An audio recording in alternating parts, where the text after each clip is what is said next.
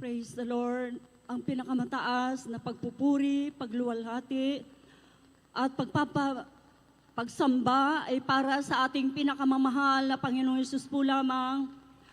Dobleng paggalang po sa ating pinakamamahal na at patuloy na pag-alaala sa mga ginintuang turo at aral ng ating beloved Honorable Pastor Wilde Estrada Almeida at beloved Honorable Assistant Pastor Lina C. Almeida. Greetings to all Almeida family. Hallelujah. Maraming salamat po na ako po'y muling natawag, mga minamahal. Isang napakalaking gintong pribilehiyo po na ako'y makapagpasalamat sa ating pinakamahal na Panginoong Hesus. Right. Nung wala pa po kami, mga minamahal, sa ministeryong ito, ako po ay isang demon possessed. Mula pagkabata, mga minamahal, hanggang sa ako'y nagdalaga, hanggang sa ako'y nagkaanak ng 6, mga minamahal, taglay ko po yan. Sa paghahanap ko po ng ako po ay gumaling, mga minamahal. Nadako po kami ng Rizal, mga minamahal. Dahil po sa may isang manggagamot po, mga minamahal, na nabalitaan ng aking mga magulang. Yun po ang nagbunsod sa kanila, mga minamahal, na kami mapunta ng Rizal. Hanggang sa ako po ay nagkaanak ng 6, mga minamahal, na sila po ay nagsilaki, mga minamahal, na kapag ako po ay inaalihan ng demonyo, mga minamahal, ay sila po ay aking binabato ng mga matatalas na bagay, mga minamahal. Hallelujah. Iniwan po kami ng kanilang ama, mga minamahal, na maliliit pa po yung mga bunso, mga minamahal. Ako lang po ang naghahanap buhay, mga minamahal. Hanggang sa nadako po kami ng Santa Ines. At doon po, mga minamahal, yung aking mga mahal na anak nag-aaral, minsan nawawala po sila. Hindi ko po alam, mga minamahal, kung saan sila pupunta, mga minamahal.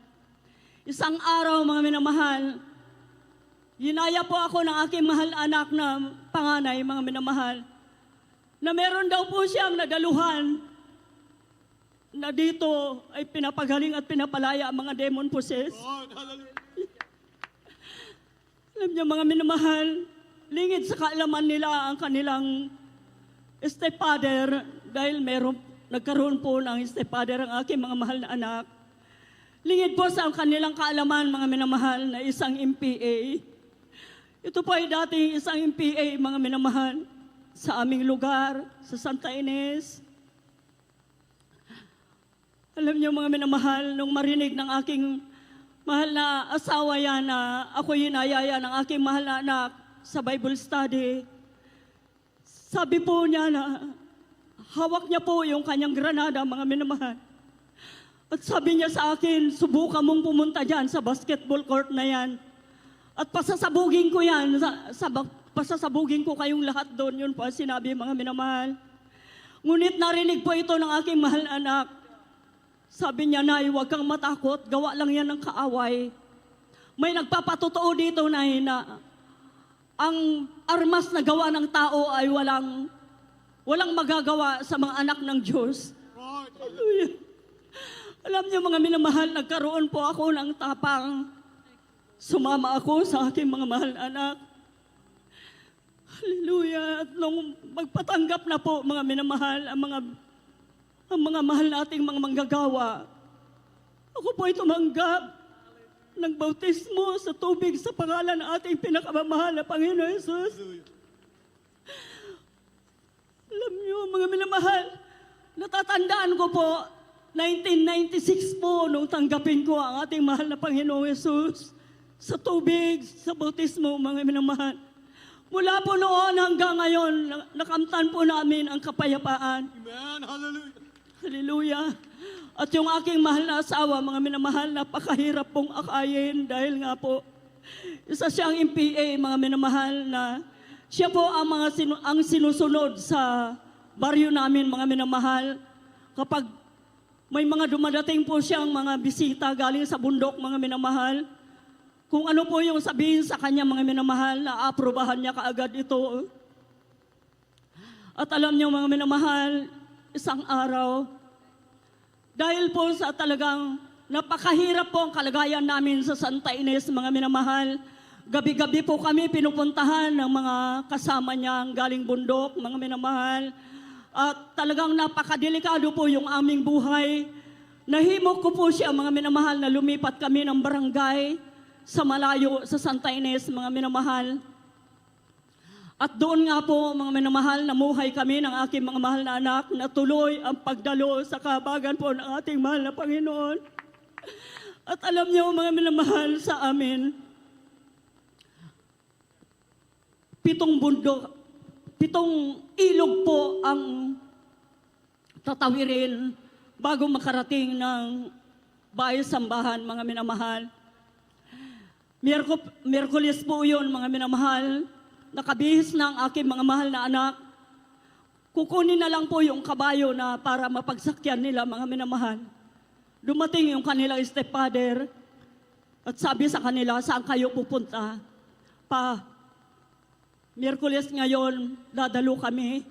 Alam niyo po, ang sabi ng kanilang stepfather, hindi, bihisan niyo muna yung mga damit niyo, mag-igib muna kayo.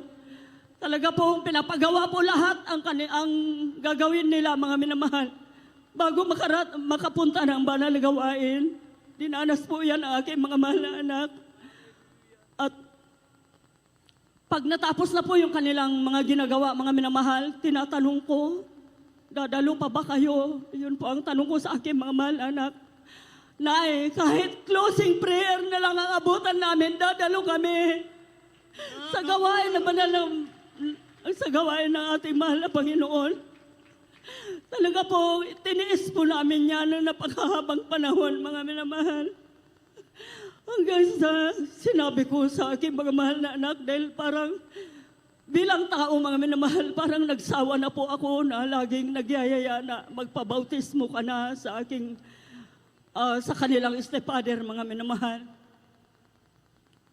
Dahil napakatigas po ng kalooban niya, lagi niya pong sinasagot sa amin, kayo na lang dahil pag ako, ang kaligtasan ko, pag puno ng bala ang katawan ko, yun ang aking kaligtasan. Yun po ang sinasabi niya sa amin, mga minamahal. Ngunit hindi nagtagal, mga minamahal. Dahil walang pusong bato na ilinagay ng ating mahal na Panginoon. Minsan, mga minamahal, pinaluwas po ang lahat ng mga nasa sa aming lugar, mga minamahal, para umaten ng ganitong hallelujah, anniversary, mga minamahal, sa Amoranto. Hindi na po namin, mga minamahal, sinasabihan yung kanilang papa, mga minamahal. At sabi ko sa kanila, huwag nyo nang sabihan na magpabautismo si papa nyo dahil napakatigas ng kalooban, sabi kong ganun. Ang taas ng pride, yun po sinabi ko sa aking mga mahal na anak. Alam niyo, mga minamahal, napakabait ng ating pinakamamahal na Panginoon Jesus. Meron po siyang nakatabi, mga minamahal, na naghihingalo, na nakalagay sa folding bed, mga minamahal. Tinitignan po namin, mga minamahal, tumabi siya doon. At yung dinala na yon na baguhan, mga minamahal, na talagang naghihingalo na po siya. Binuhat po ito, mga minamahal, na mga mahal na manggagawa, mga kapatiran, mga minamahal, para bautismuhan. At hanggang doon, mga minamahal, sinundan po niya. At nung makita niya na nabautismuhan na, mga minamahal, mismo po yung nabautismuhan na yon, mga minamahal, na naghihingalo, siya po ay tumayo, mga minamahal. Oh, hallelujah. Praise the Lord. Grabe himala ng ating mahal na Panginoon, mga minamahal. Hallelujah. At nung makita po namin, mga minamahal, isa na rin po siya sa pumila sa bautismuhan, mga minamahal. Hallelujah. Napakabait ng ating mahal na Panginoon. Hallelujah. Ngayon, mga minamahal, yung aking mga mahal na anak, hallelujah, na aking nais na patayin, mga minamahal, nung ako'y, hallelujah, nung ako'y demon possessed pa, mga minamahal. Ngayon po, di man po karapat-dapat, naging training worker po sila sa Antipolo at sa Baras. Glory to God. Ginagamit po sila, mga minamahal. Lahat po kami ginagamit sa banal na ubasan ng ating mahal na Panginoon. Hallelujah. Bilang mga awit po, hindi man po karapat-dapat. At tunay, mga minamahal, na napakahirap po ng aming buhay. Ngunit hindi ko po pinagsisisihan yan, mga minamahal. Dahil ako na po yata yung pinakamayamang nanay, mga minamahal. Hallelujah. And all glory to Jesus. Napakasarap pong maglingkod sa ating mahal na Panginoon. Hallelujah. Hallelujah. At bago po kinuha ang aking mahal na asawa, mga minamahal, ang stepfather ng aking mga mahal na anak, nakita ko po ang pag-ibig ng ating mahal na Panginoon. Dahil kami po, mga minamahal, ay mayroong alagang 16 na baka, mga minamahal, dyan sa linipatan namin dito sa Baras.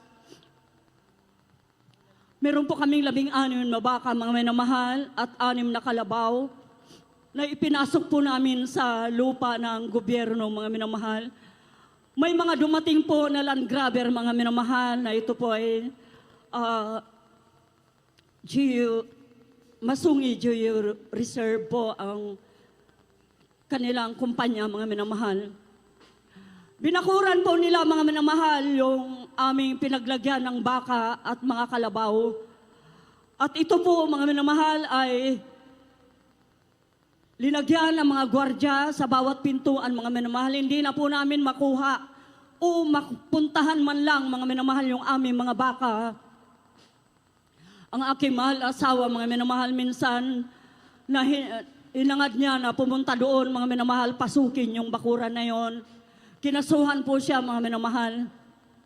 Hanggang sa nagtagal po, mga minamahal, na mga ilang buwan, taon na po yung inabot. Tanong na lang po kami ng tanong sa mga tauhan doon, mga minamahal, kung may nakikita pa silang baka. Kinuha na pong lahat, mga minamahal, kinatay na po nilang lahat, mga minamahal, na mga tauhan ng Geo Reserve. At ito po ay kanya pong labis na dinamdam, mga minamahal.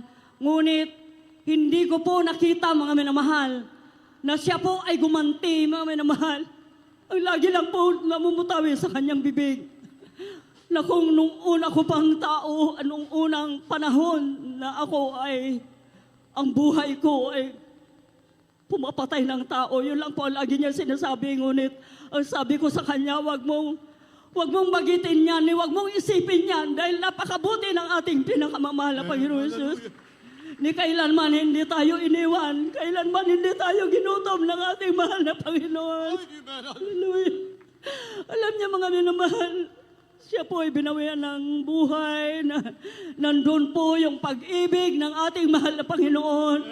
Kaya salamat po sa ating dakilang Diyos sa kanyang mga kabutihan. Sa unang dalangin po ng ating minamahal at iginagalang na pastor, nandito pa rin po kami. Hallelujah.